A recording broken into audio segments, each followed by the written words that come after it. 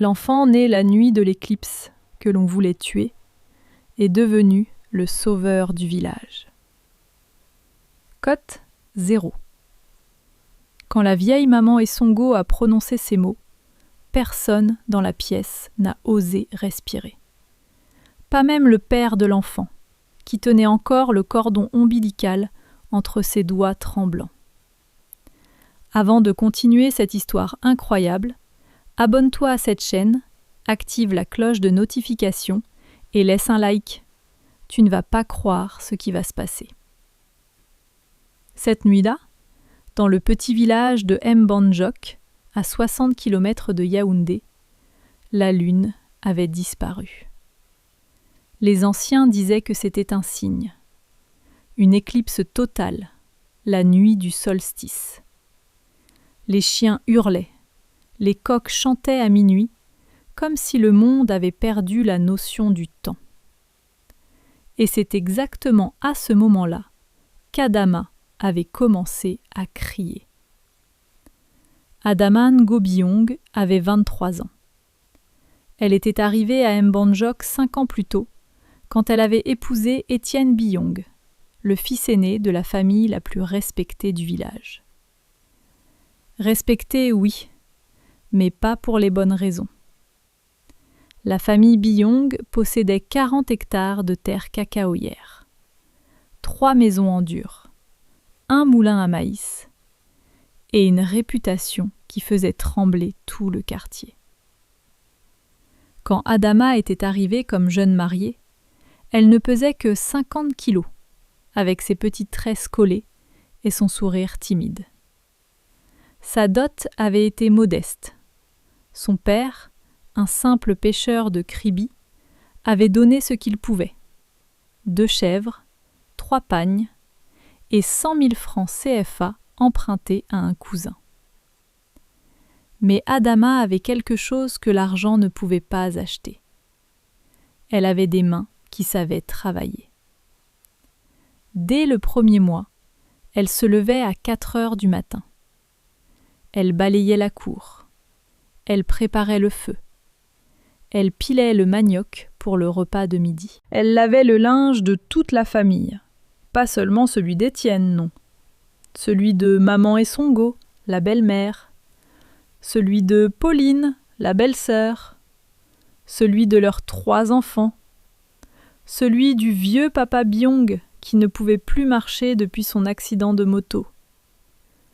Chaque jour, Adama portait des seaux d'eau sur sa tête depuis le puits communautaire, à 800 mètres de la concession. 3 allers-retours. 6 seaux de 20 litres. 120 litres d'eau chaque matin, avant même que le soleil ne soit complètement levé. Et personne ne lui disait merci. Un matin, Adama avait glissé sur les pierres mouillées du puits. L'eau s'était renversée. Le seau en plastique avait roulé dans la boue. Elle s'était relevée, le genou en sang, et avait recommencé. 3 fois, elle avait refait le trajet. Quand elle était rentrée, maman Esongo avait simplement dit « L'eau a un goût de terre, recommence !» Adama avait recommencé. Les jours de fête, quand la famille recevait des invités, c'est Adama qui cuisinait pour 20, 30 personnes. Le poulet DG, le héru, le condré, le poisson braisé, tout passait par ses mains. Elle commençait à préparer à l'aube et finissait à minuit. Et quand les invités complimentaient la cuisine, maman Esongo répondait « C'est ma recette, je lui ai tout appris. » Pas une fois elle n'avait mentionné le nom d'Adama. Pendant les cérémonies familiales, Adama mangeait seule dans la cuisine, debout, les restes que les autres avaient laissés. Parfois, il ne restait que les os et le fond de sauce. Elle raclait la marmite en silence. Et l'argent. Parlons de l'argent. Adama avait commencé à vendre des beignets au bord de la route, devant la concession. Elle se levait à 3 heures du matin pour préparer la pâte. Elle gagnait entre 5 000 et 8 000 francs par jour. En 5 ans, elle avait gagné plus de 7 millions de francs CFA. Où était passé cet argent? Étienne prenait 3 000 francs chaque jour pour le bar. Maman Essongo prenait le reste pour les dépenses de la maison. Les uniformes scolaires des enfants de Pauline, c'est Adama qui payait. La facture d'électricité, Adama.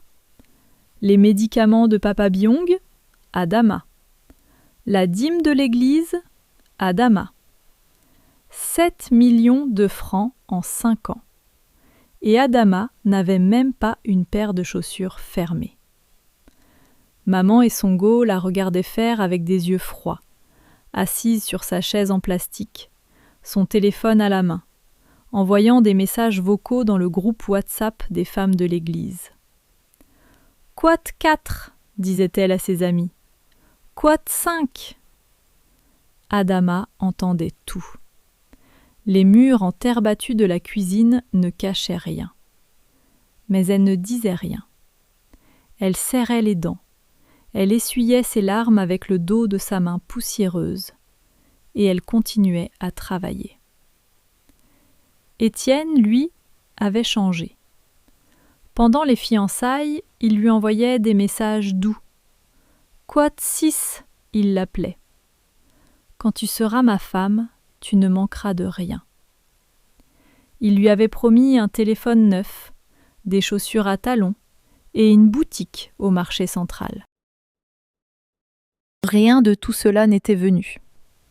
Au lieu de cela, Étienne passait ses journées au bar de Tonton Marcel, à boire du Beaufort tiède avec ses amis. Il rentrait le soir en titubant, les yeux rouges, et demandait à manger comme si Adama était une servante. « Cotui !» criait-il depuis la véranda. Et si le repas n'était pas prêt, si le riz était un peu trop cuit, si la sauce n'avait pas assez de sel, il la frappait. La première gifle était venue 3 mois après le mariage. Adama avait pleuré toute la nuit. La deuxième gifle, 6 mois plus tard. Elle avait pleuré moins longtemps. La troisième, la quatrième, la 5e. Elle avait arrêté de compter. Maman Essongo le savait.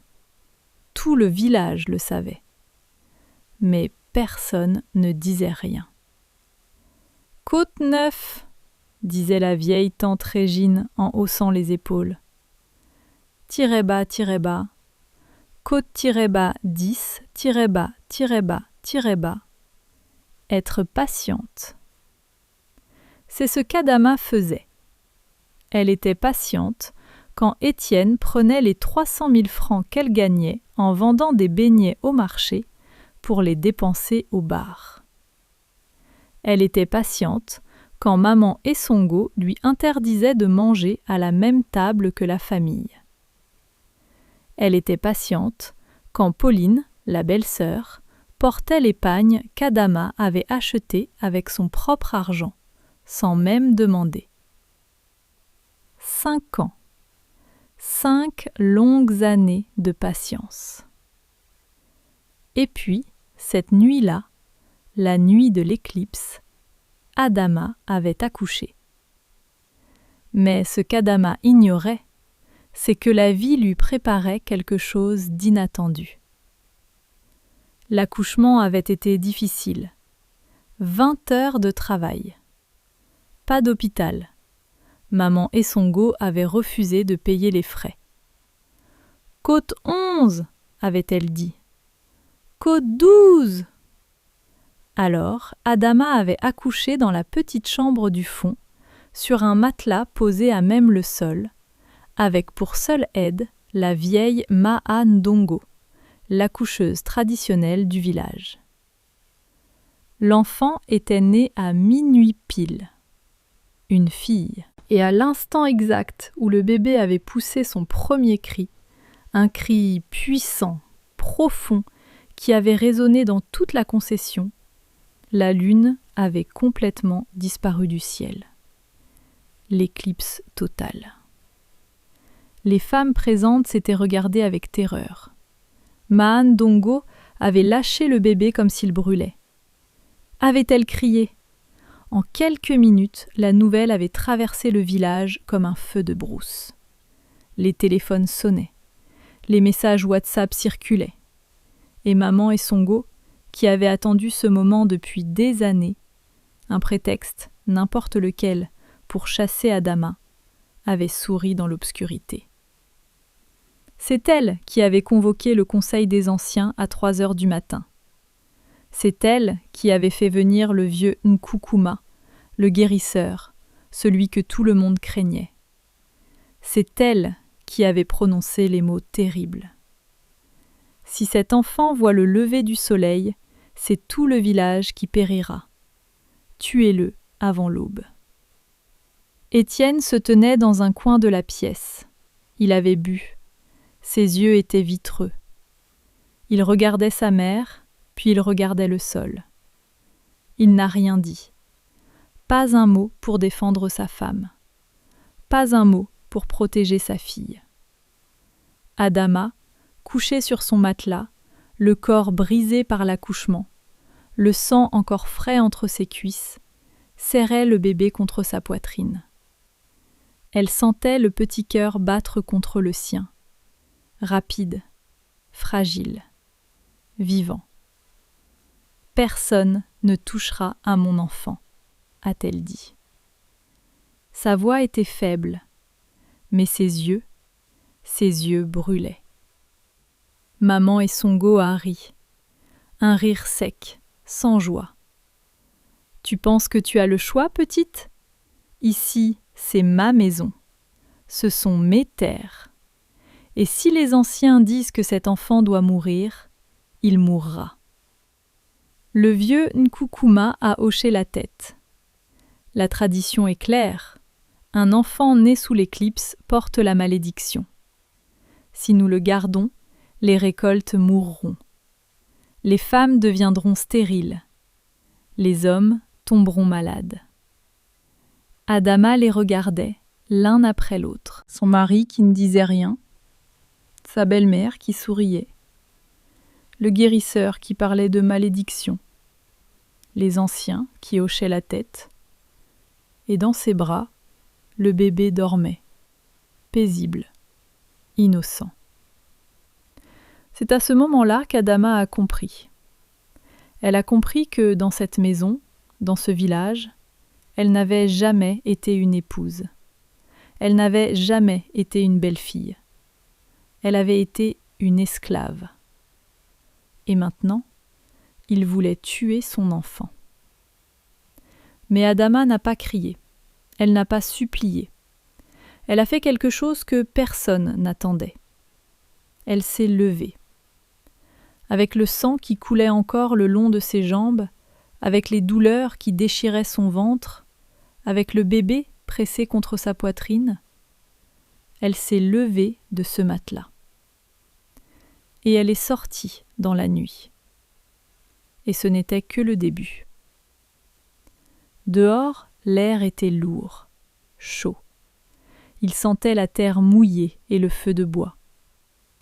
La nuit sans lune était si noire qu'Adama ne voyait pas ses propres pieds. Mais elle marchait. Elle a traversé la cour, elle a passé le portail rouillé, elle a pris le chemin de terre qui menait à la route nationale. Derrière elle, elle entendait les voix. Maman et Songo qui criaient « Attrapez-la, cette folle va nous apporter le malheur !» Étienne qui appelait mollement « Adama, reviens, on va discuter !» Mais Adama ne s'est pas retournée. Elle marchait, pieds nus, sur la terre rouge. Les cailloux lui coupaient la peau. Le bébé pleurait doucement contre son sein. et Adama murmurait. Elle a marché pendant 2 heures. À 5 heures du matin, un camion de transport de cacao s'est arrêté sur la route.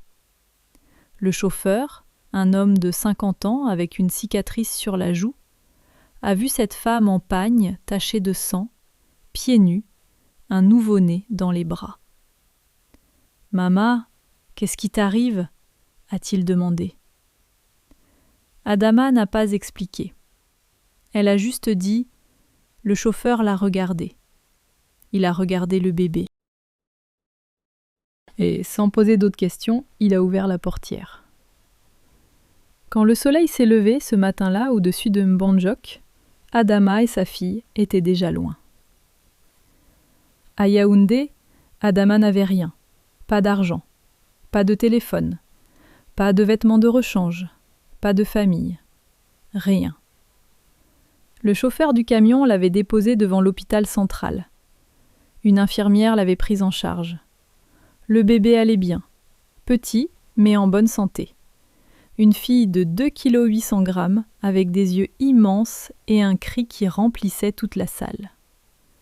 Adama l'a appelée Éclipse. Puis elle s'est ravisée. Elle l'a appelée Lumière. Parce que cet enfant était né dans l'obscurité la plus totale, mais elle avait apporté la lumière. Les premiers mois à Yaoundé ont été terribles. Adama dormait sous l'auvent d'une église évangélique du quartier Biémassi. Le pasteur, un homme généreux nommé Pasteur Samuel, lui avait donné une natte, un seau et 2000 francs CFA. 25, avait-il dit. Adama ne savait pas si Dieu l'avait oublié ou non. Mais elle savait une chose, elle ne retournerait jamais à Mbandjok. Jamais. Elle a commencé à travailler. Le matin, elle lavait le linge des femmes du quartier. L'après-midi, elle vendait des arachides grillés devant le lycée. Le soir, elle faisait des beignets qu'elle vendait au carrefour de Biémassi, avec Lumière attachée dans son dos avec un pagne. Elle gagnait 3000 francs par jour, parfois 4000, parfois rien. Un soir, un homme ivre avait renversé son plateau d'arachides. Toute sa marchandise, par terre, dans la poussière. Adama s'était agenouillée et avait ramassé chaque arachide, une par une, pendant que l'homme riait. Un autre jour, la pluie avait emporté son stock de beignets. 10 heures de travail, noyées dans l'eau de ruissellement.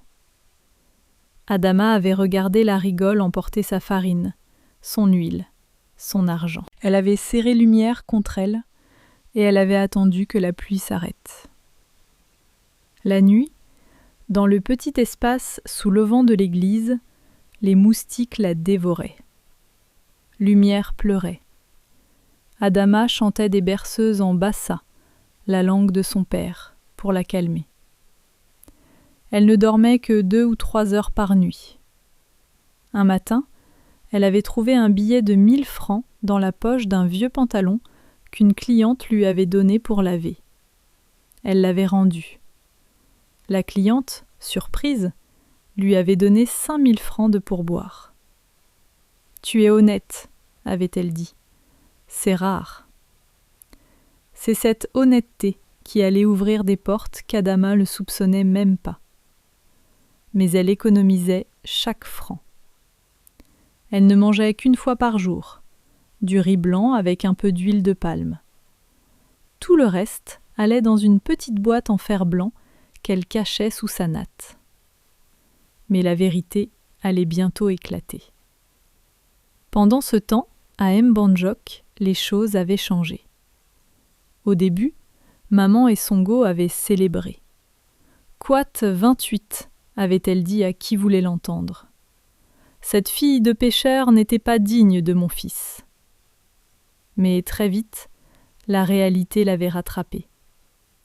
Sans Adama, il n'y avait personne pour faire la cuisine, personne pour laver le linge, personne pour porter l'eau, personne pour balayer la cour, nourrir les poules, piler le manioc, aller au marché. Pauline, la belle-sœur, avait essayé pendant 3 jours. Le 4e jour, elle avait déclaré « Quote 30 ». Et c'est exactement ce qu'Étienne avait fait. 2 mois après le départ d'Adama, il avait épousé Sandrine. Sandrine était belle, grande, la peau claire, les ongles toujours faits. Elle venait de Douala, elle avait fait des études, et elle n'avait pas l'intention de porter des seaux d'eau sur sa tête. « Quote 31 » avait-elle dit le premier soir. « Quote 32 » Étienne avait ri nerveusement. « Quote 33 » Quote 34 Maman et Songo avaient serré les mâchoires. Mais elle n'avait rien dit, parce que Sandrine venait d'une famille puissante de Douala, et la dot avait été considérable. Ce que maman et Songo ne savaient pas encore, c'est que Sandrine allait devenir son pire cauchemar. Revenons à Adama. 6 mois avaient passé. Lumière grandissait bien. C'était un bébé calme, aux grands yeux brillants, qui souriait dès qu'on la regardait. Les femmes du quartier l'adoraient. Et Adama, lentement, construisait sa nouvelle vie. Avec l'aide de Pasteur Samuel, elle avait obtenu une place dans un programme d'alphabétisation pour femmes. Elle savait déjà lire, son père le pêcheur avait insisté pour qu'elle finisse le primaire, mais elle voulait apprendre à écrire correctement, à faire des comptes, à comprendre les documents administratifs. Elle suivait les cours le soir, après avoir vendu ses beignets. Elle étudiait à la lumière d'une bougie, avec Lumière endormie à côté d'elle. En 1 an, elle avait terminé le programme. En 2 ans, elle avait obtenu un certificat en gestion de petites entreprises, offert par une ONG canadienne. Et c'est là que tout a basculé. Adama avait rencontré Madame Fotso. Thérèse Fotso. Une femme d'affaires de 55 ans qui possédait 3 boutiques au marché Mokolo et une usine de transformation d'arachides à Obala. Madame Fotso avait goûté les beignets d'Adama un soir, au carrefour de Biémassi. Elle avait mâché lentement. Puis, elle avait regardé Adama droit dans les yeux. « Petite, » avait-elle dit, « ces beignets sont les meilleurs que j'ai mangés depuis que ma propre mère est morte. » « Qui t'a appris ?»« Personne, maman. J'ai appris toute seule. » Madame Fotso avait souri. « Viens me voir demain matin à Mokolo. J'ai une proposition pour toi. » Adama y était allé. Et ce matin-là, sa vie avait changé pour toujours. Madame Fotso lui avait proposé un partenariat. Elle fournirait le capital, 500 000 francs aboutis, et Adama fournirait le talent et le travail. Ensemble, elles ouvriraient un petit stand de beignets et de bouillies au marché Mokolo. Adama avait pleuré. Pas de tristesse. Pour la première fois depuis des années, elle pleurait de joie. « Je ne vous décevrai pas, maman, » avait-elle dit. « Je sais, » avait répondu Madame Fotso. « Je reconnais le feu quand je le vois. » Le stand avait ouvert 1 mois plus tard. Les premiers jours, Adama vendait pour 15 000 francs, puis 20 000, puis 30 000. Au bout de 3 mois, elle faisait 50 000 francs de vente par jour. Les clients venaient de partout. Les chauffeurs de taxi, les fonctionnaires en costume, les mamans du quartier, les étudiants de l'université. Tout le monde voulait les beignets d'Adama. Dorés, croustillants à l'extérieur, moelleux à l'intérieur, avec cette touche de muscade que personne d'autre ne mettait. En 6 mois, Adama avait remboursé Madame Fotso. En 1 an, elle avait ouvert un deuxième stand. En 2 ans, elle avait une vraie boutique, avec un comptoir, des tabourets et une enseigne peinte à la main. Cote 42. Mais ce qu'Adama ignorait, c'est que quelqu'un à Mbanjok avait entendu parler de son succès. Pendant qu'Adama construisait son empire de beignets, la maison Byong s'effondrait. Sandrine, la nouvelle épouse, avait tenu ses promesses. Elle avait des standards, en effet. En 18 mois de mariage, elle avait vidé les économies d'Étienne. Le forage dans la cour avait coûté 800 000 francs. La cuisinière à gaz, 150 000. Le réfrigérateur, 200 000. Les vêtements, les chaussures, les perruques. Sandrine dépensait 300 000 francs par mois, rien que pour son apparence. Et elle ne travaillait pas. « Cote 43 », disait-elle quand maman et Songo lui demandaient de contribuer. « Cote 44 ». Étienne buvait de plus en plus.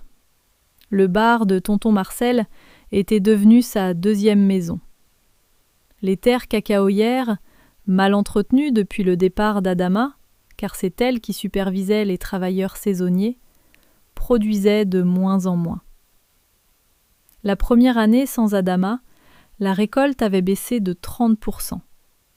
La deuxième année, de 50%.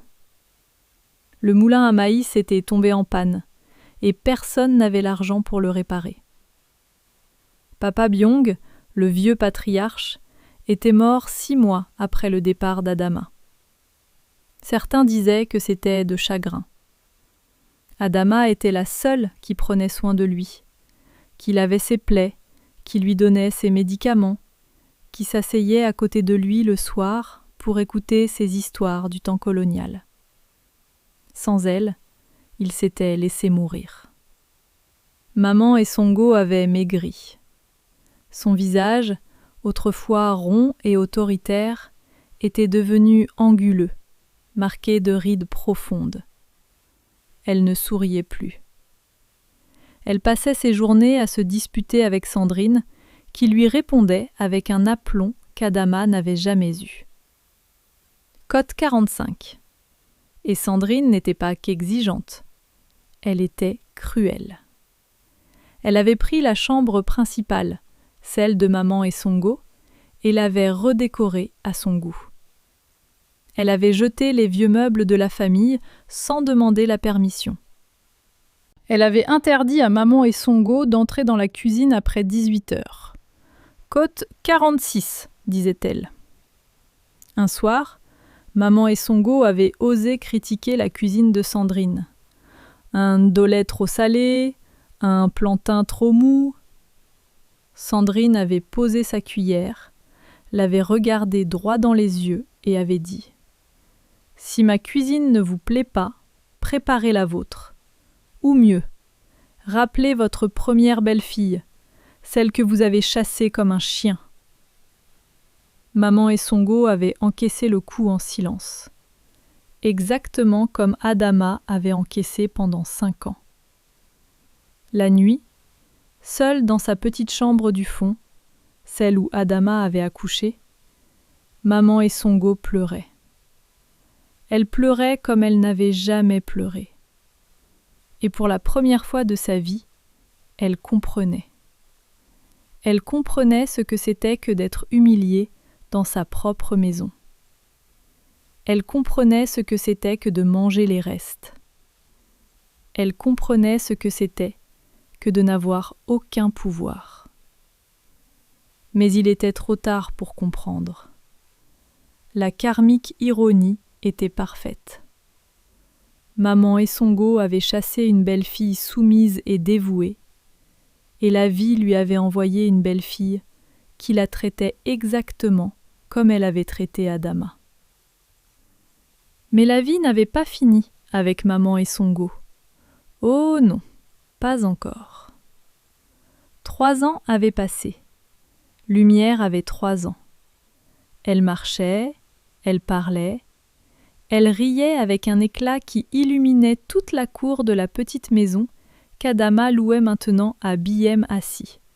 2 pièces, une douche, une vraie cuisine. Modeste, mais propre. Et à elle.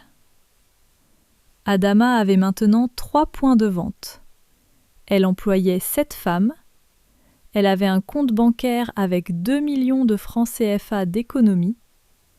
Elle avait acheté un terrain à Soa, en banlieue de Yaoundé, et commencé à construire sa propre maison. Et puis, un mardi matin, alors qu'elle comptait sa recette de la veille, son téléphone avait sonné. Un numéro inconnu. Allô ? Silence. Puis une voix. Une voix qu'elle n'avait pas entendue depuis 3 ans. Adama, c'est Étienne. Le sang d'Adama s'est glacé. Ses doigts se sont crispés sur le téléphone.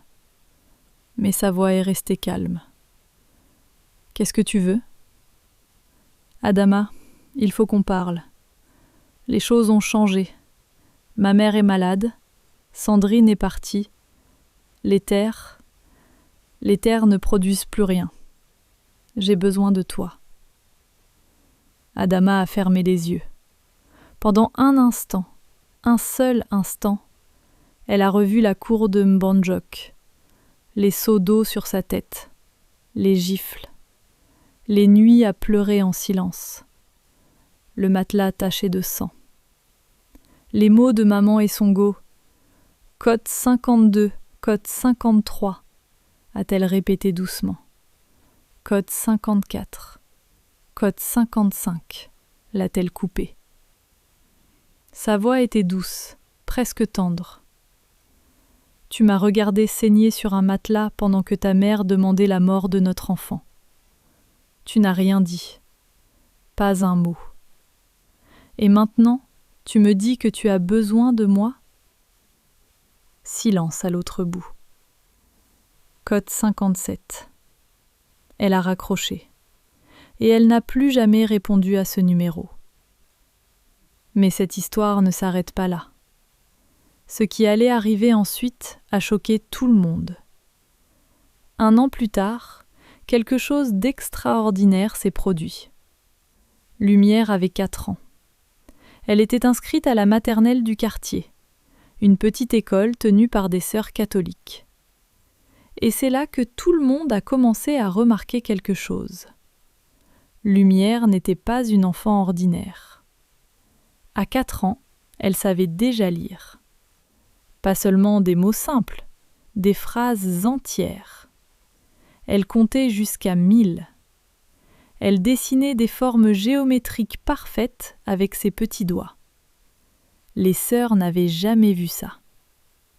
Sœur Marie-Claire, la directrice, avait convoqué Adama. Adama avait souri. Sœur Marie-Claire avait secoué la tête. Avec l'aide de Madame Fotso, qui était devenue comme une deuxième mère pour elle, Adama avait inscrit Lumière dans une école bilingue réputée de Yaoundé. Les frais étaient élevés, 400 000 francs par trimestre. Mais Adama pouvait se le permettre maintenant. Et Lumière avait brillé. Chaque trimestre, elle était première de sa classe. En mathématiques, en lecture, en sciences.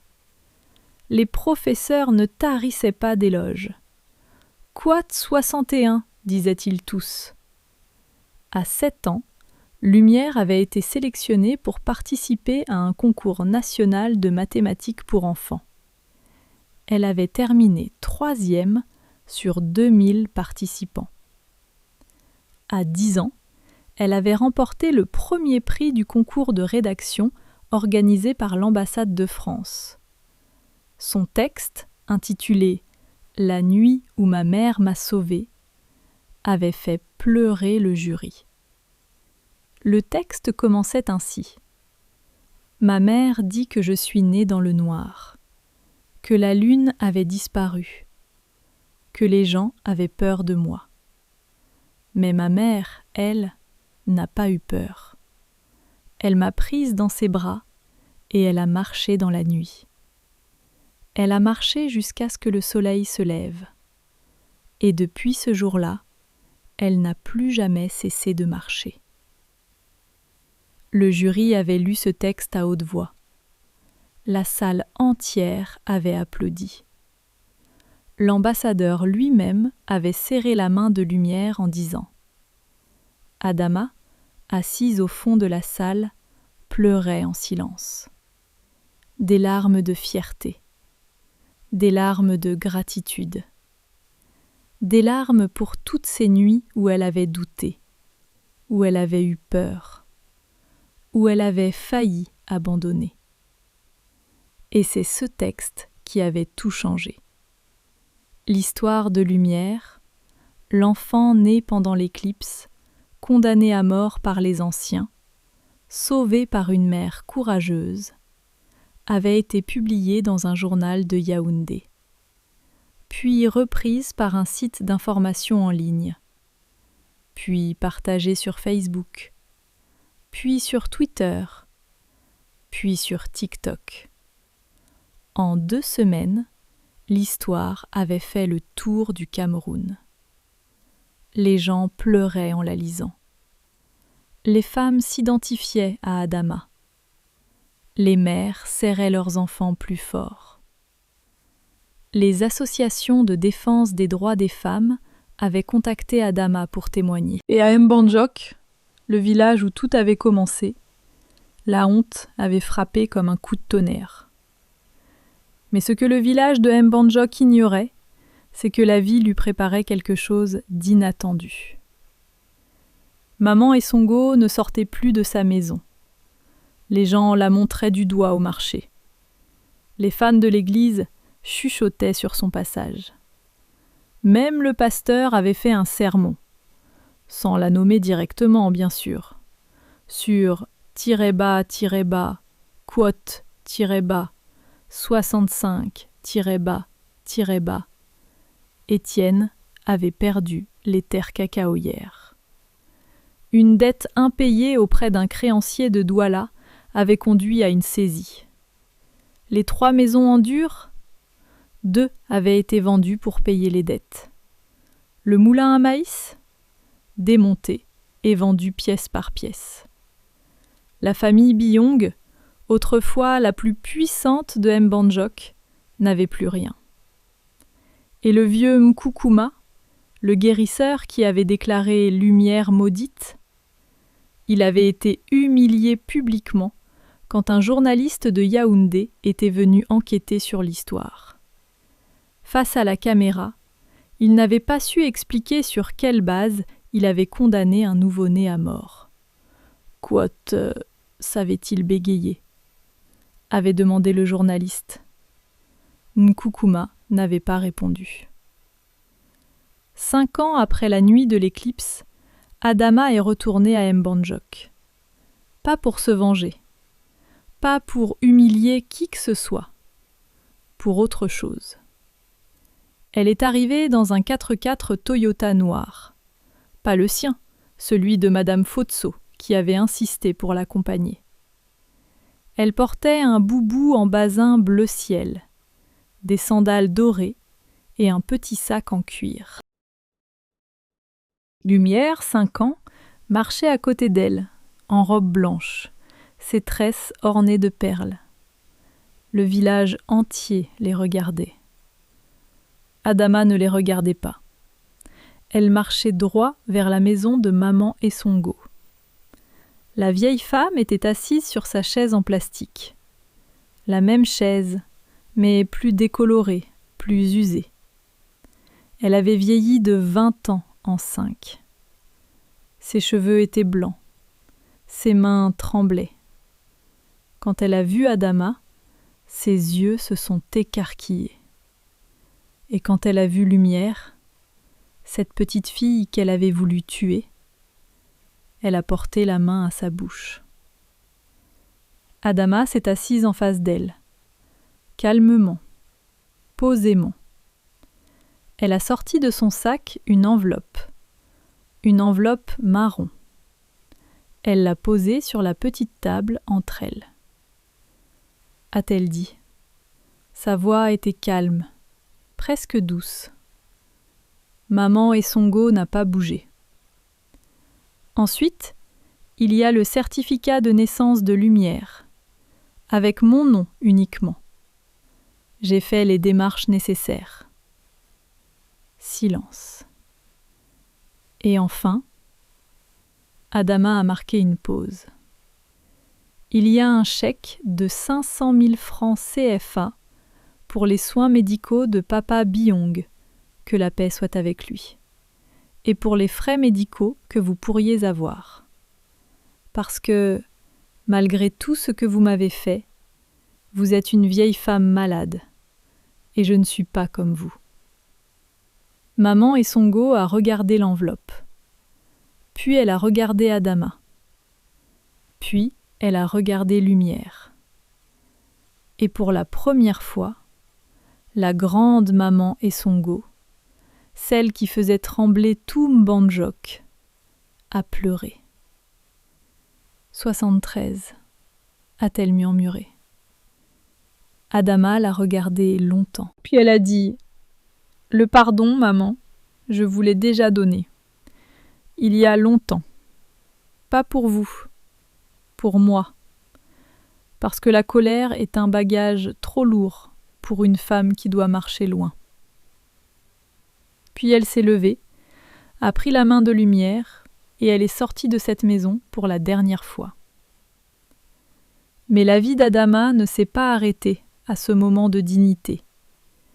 10 ans après la nuit de l'éclipse, Adama Ngobiyong était devenue l'une des femmes d'affaires les plus respectées de Yaoundé.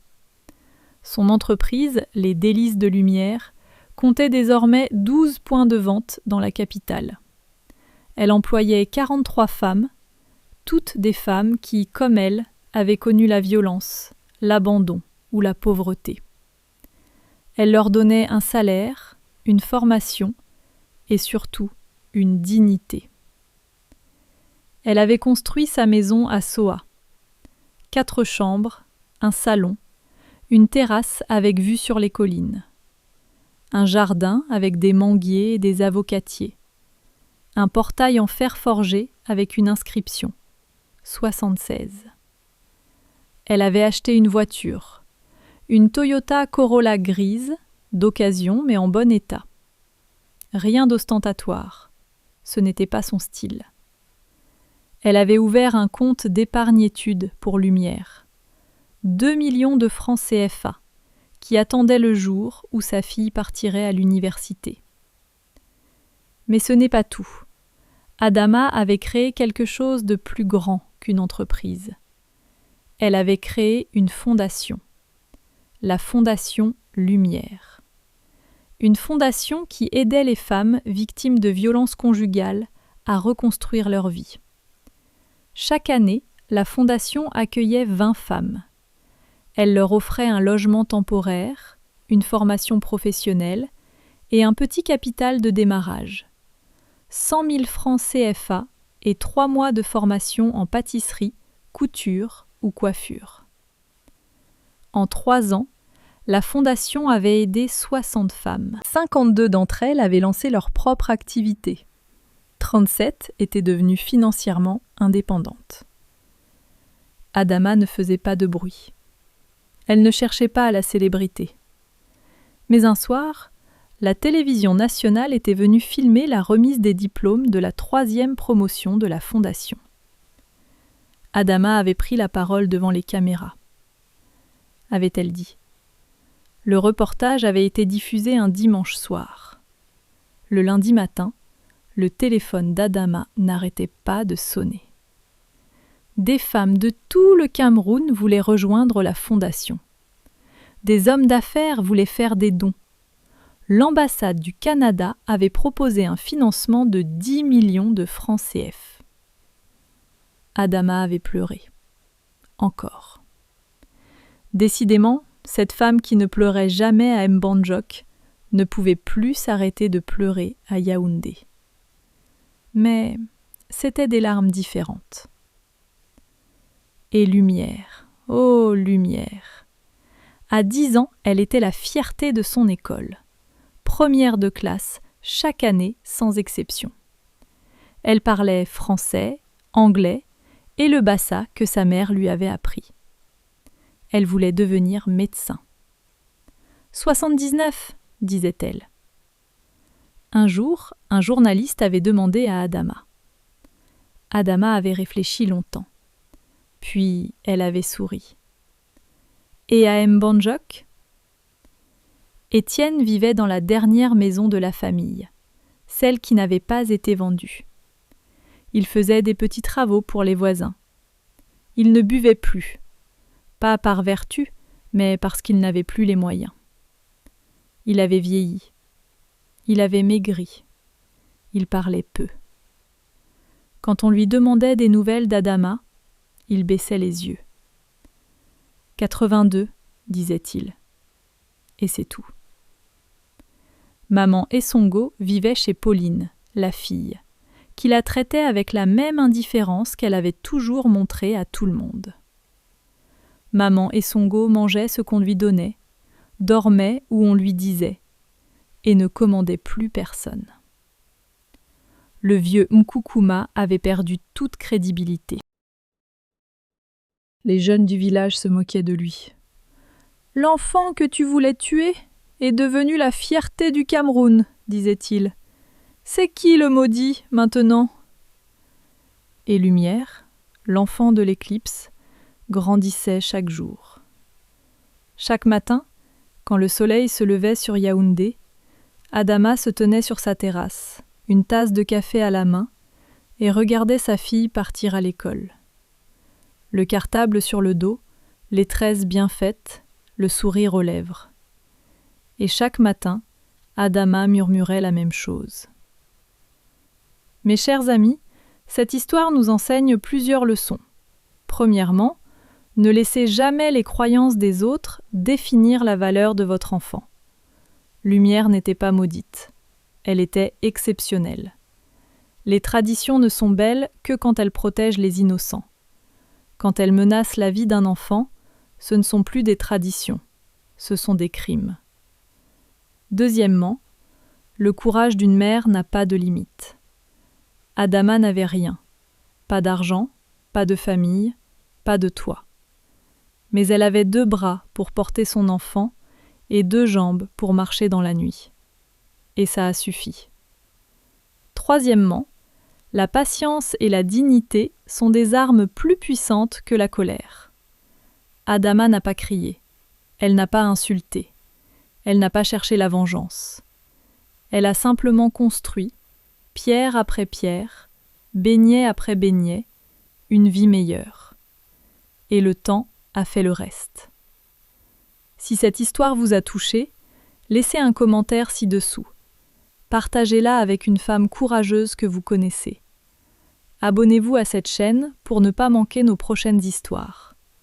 Et rappelez-vous, même dans la nuit la plus noire, même quand la lune disparaît, le soleil finit toujours par se lever. À bientôt mes amis, et que Dieu vous bénisse.